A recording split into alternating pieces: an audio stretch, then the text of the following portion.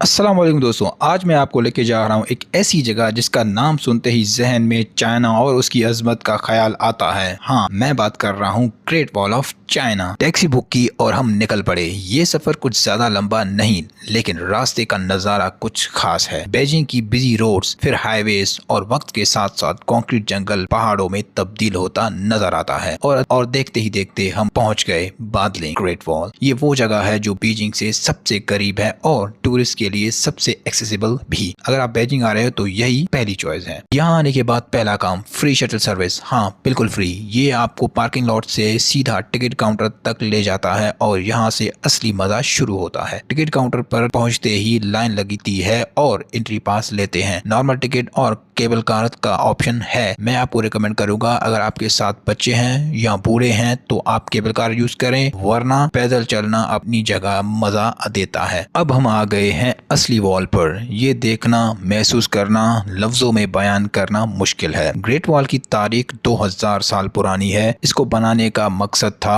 Defence. China को northern invaders से बचना था। लेकिन एक बात जो आपको हैरान करेगी, ये वॉल सिर्फ एक दीवार नहीं बल्कि इसमें वॉच टावर्स, बैरक्स और सिग्नल सिस्टम थे। अगर कोई हमला होता तो दिन में धुआं और रात में आग का इशारा किया जाता था, जैसे आजकल वॉकी टॉकी। और एक मजीद बात, ये वॉल इतनी लंबी है कि इसको देखने के लिए लोग स्पेस से भी आते हैं। हाँ, एस्ट्रोनॉट्स ने इसको नीचे से आइडेंटिफाई किया है। बादलिंग का ये हिस्सा खूबसूरत इसलिए है, यहाँ पहाड़ और दरख्तों का जो मिलन है वो कुछ और ही लेवल का है। और देखिए ये स्टेयर, थकान तो होती है लेकिन जब ऊपर पर पहुंचते हैं तो वक्त रुक जाता है। अब एक और इम्पोर्टेंट टिप, अगर आप टैक्सी नहीं लेना चाहते तो यहाँ ट्रेन का भी ऑप्शन है। हाँ, बीजिंग नॉर्थ रेलवे स्टेशन से बादलिंग रेलवे स्टेशन तक ट्रेन जाती हैं, लेकिन याद रखें टाइमिंग्स चेक करना जरूरी है। सुबह के ट्रेन जल्दी होती हैं और वापसी का टाइमिंग लिमिटेड होता है। तो इसलिए मैं आपको रिकमेंड करूंगा, अगर आप सोलो ट्रैवलर हैं तो ट्रेन का मजा लें, अगर आप ग्रुप या फैमिली के साथ हैं तो टैक्सी ज्यादा कन्वीनियंट है। और हाँ, ट्रेन की व्यू भी जबरदस्त होती है, पहाड़ों के बीच से गुजरते हैं। वॉल का सफर हुआ खत्म, अब है वापसी। टैक्सी में बैठे और वापस शाखा कैंपस की तरफ निकलते हैं। रास्ते में ये लंबी टनल्स हैं जो पहाड़ को चीर कर बनाई गई हैं और इन टनल से गुजरते वक्त एक अलग ही एहसास होता है कि इंसान ने कितना कुछ बना लिया है, लेकिन नेचर का पहाड़ अपनी जगह मजबूत खड़ा है। वापस आ गए अपने कैंपस। थकान तो बहुत है लेकिन दिल